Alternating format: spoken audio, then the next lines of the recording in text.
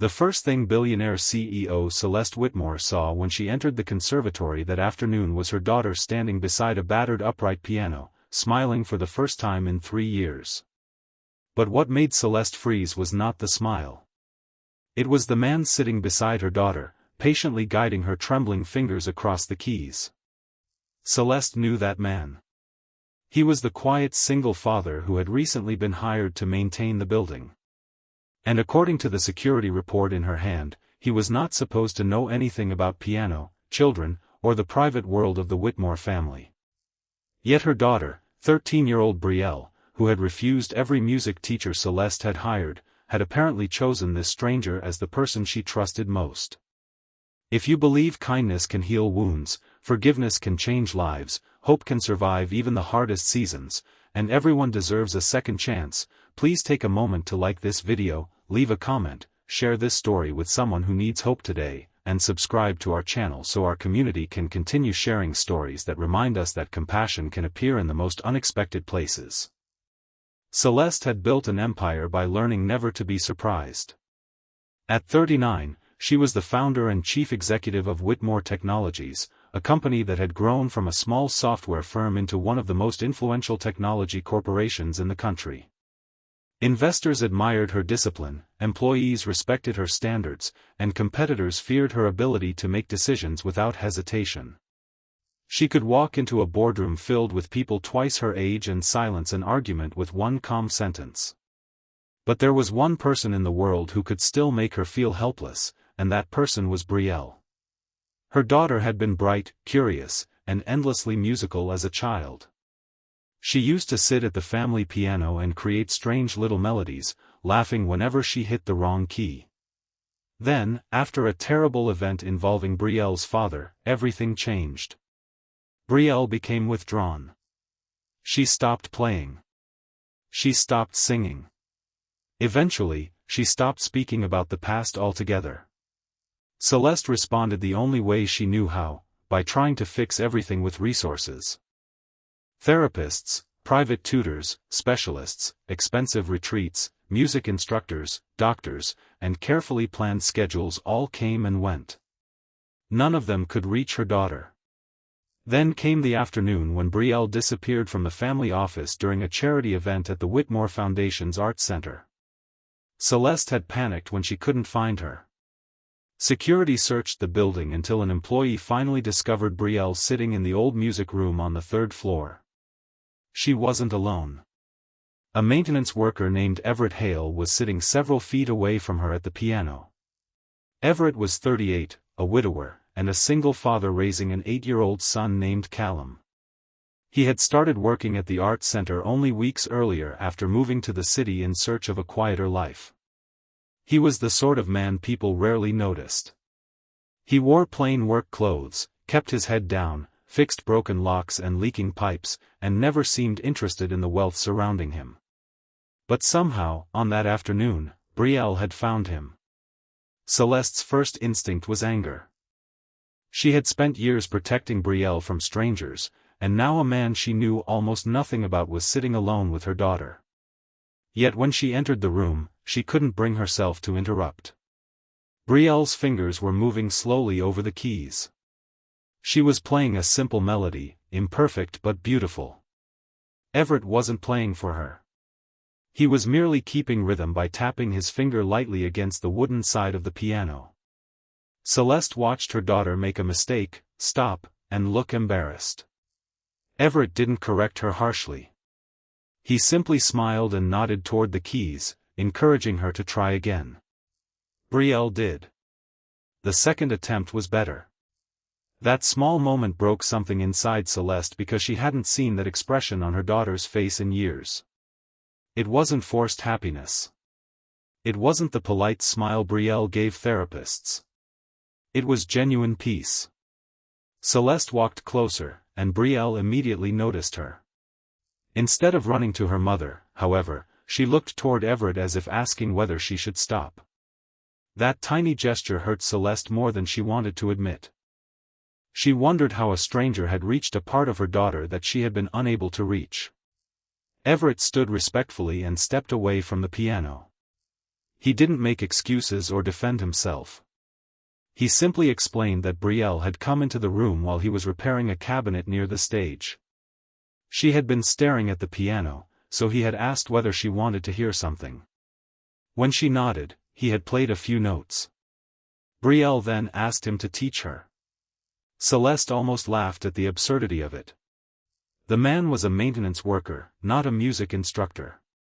But before she could respond, Brielle quietly asked her mother if Everett could teach her piano.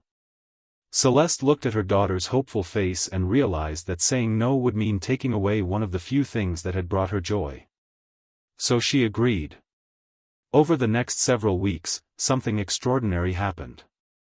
Brielle began spending afternoons at the conservatory. Everett taught her simple exercises, but he also taught her something no professional instructor had thought to teach her, that music wasn't about perfection.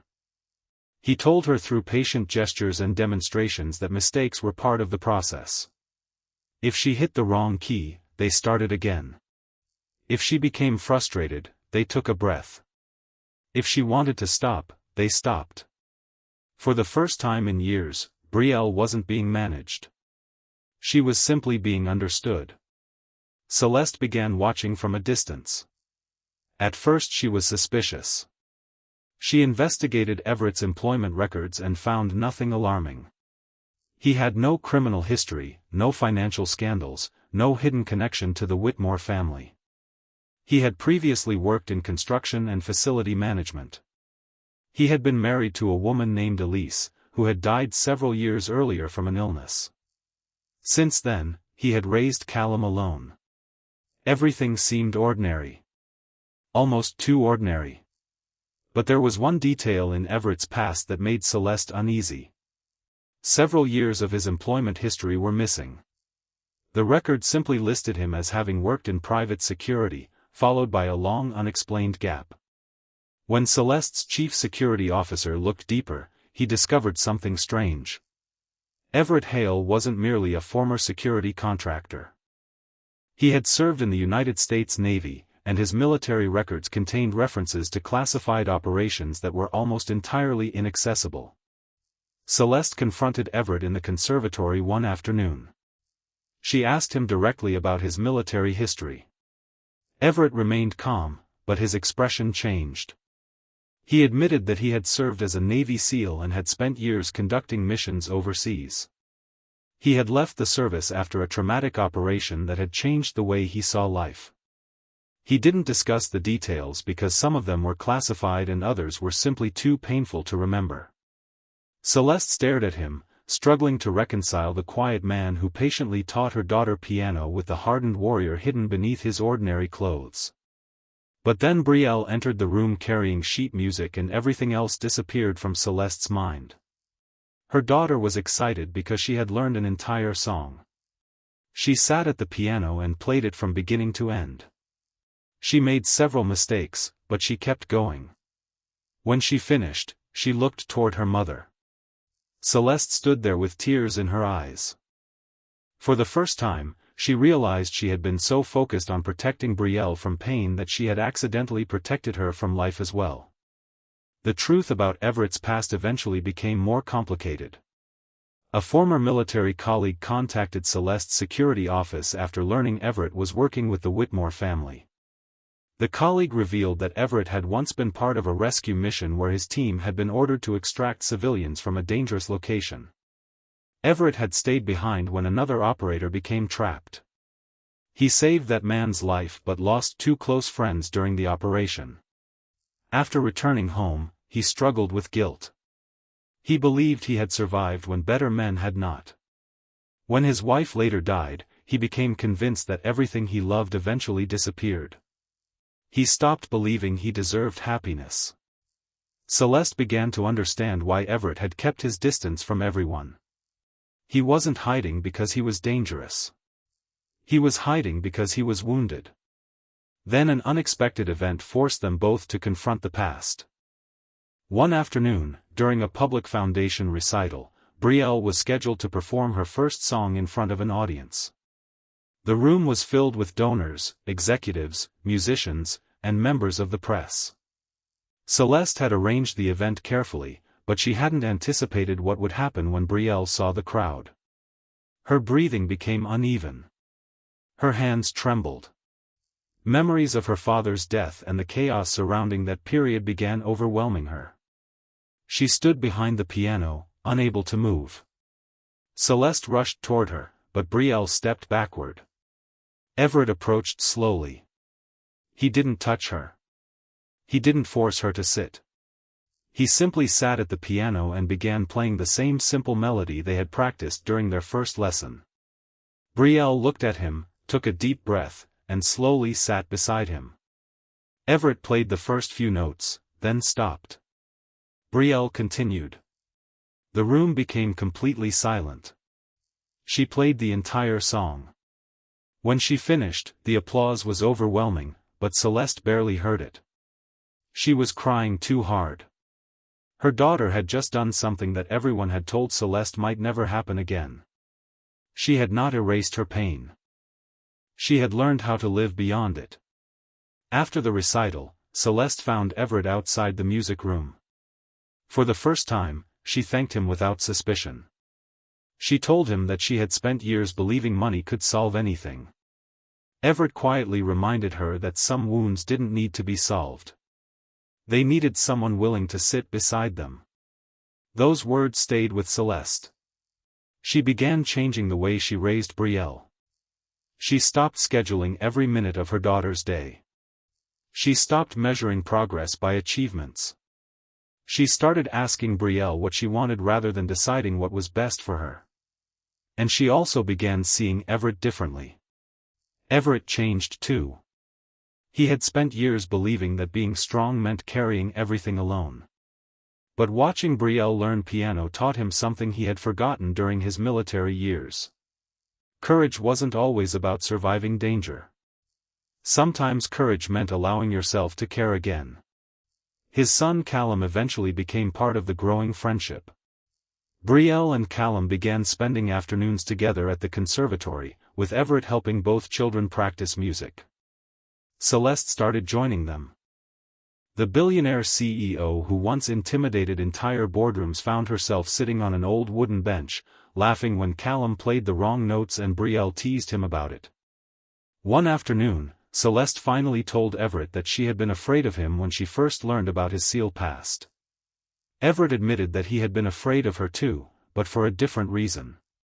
He had assumed that a woman with so much power would never understand a man who had lost almost everything. Celeste told him that perhaps they weren't as different as he thought. She had lost her husband. Everett had lost his wife. Both had spent years trying to protect their children from the pain they carried themselves. Both had mistaken control for healing. Their friendship slowly became something deeper, but neither rushed it. They knew that love built on broken pieces needed patience. Celeste didn't need a hero, and Everett didn't need someone to rescue him. They simply needed two people willing to stop running from the parts of themselves they didn't understand. Months later, Brielle performed again. This time, she didn't freeze. She walked confidently to the piano, looked toward her mother, then toward Everett and Callum sitting nearby, and began to play. When she finished, Celeste stood with tears streaming down her face. Everett smiled. Brielle had not become the girl she used to be. She had become someone stronger. Someone who knew that grief could exist beside joy. Someone who understood that a broken heart could still make beautiful music.